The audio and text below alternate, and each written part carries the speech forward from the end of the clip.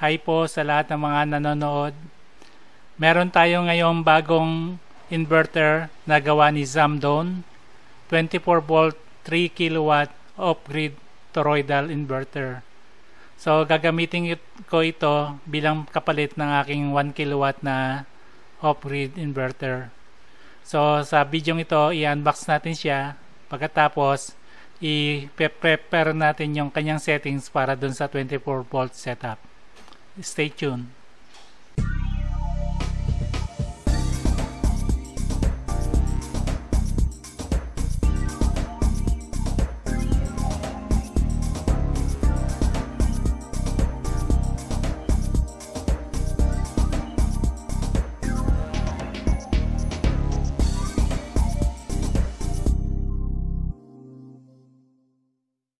Sa ibabaw ng inverter ay merong serial port kung saan pwedeng ilagay ang optional na Wi-Fi dongle.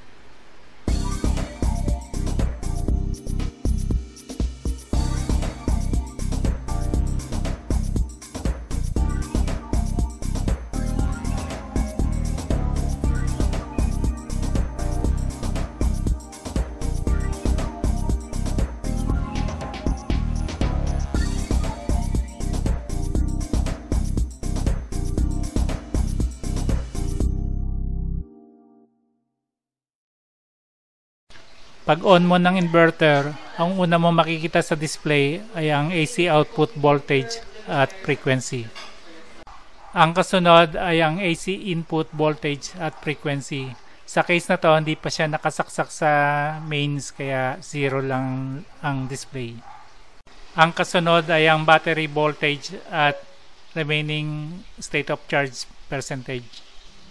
Sumunod naman ang load power at percentage. Ito naman ang internal temperature indicator. Ang panghuli ay ang communication address interface kung saan kinakabit ang Wi-Fi dongle.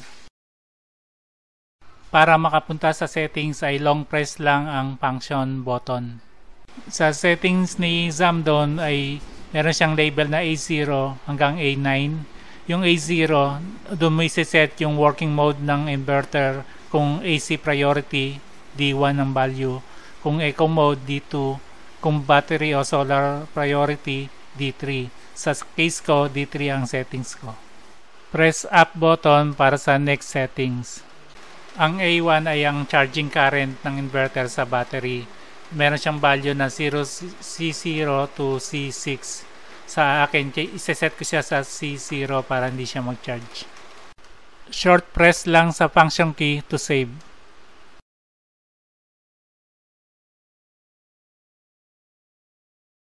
Ang A2 ay para sa constant charge ng battery.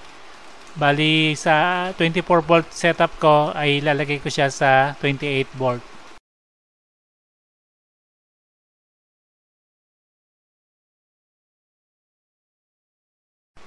Ang A3 ay para sa floating charge voltage ng battery. So sa case ko, 27.6 volt ang aking setting sa 24 volt setup. Ang A4 ay ang low voltage disconnect. Sa akin, set ko siya sa 22.6 volt.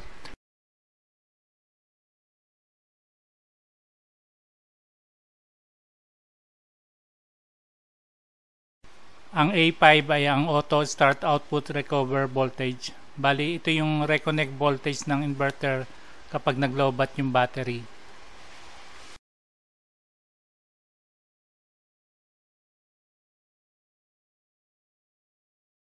I-set ko to sa 26 volt.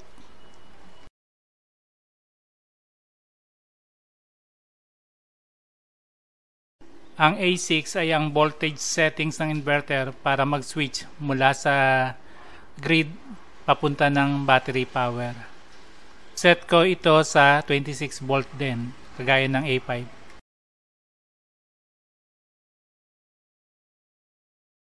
Ang A7 ay opposite ng A6. Bali ito mula sa supply ng battery, magsiswitch siya papunta ng mains o grid power.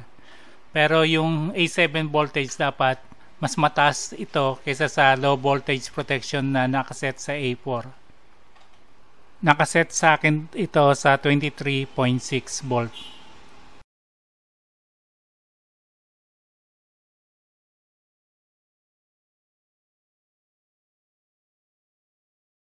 Ang A8 ay para sa AC output frequency.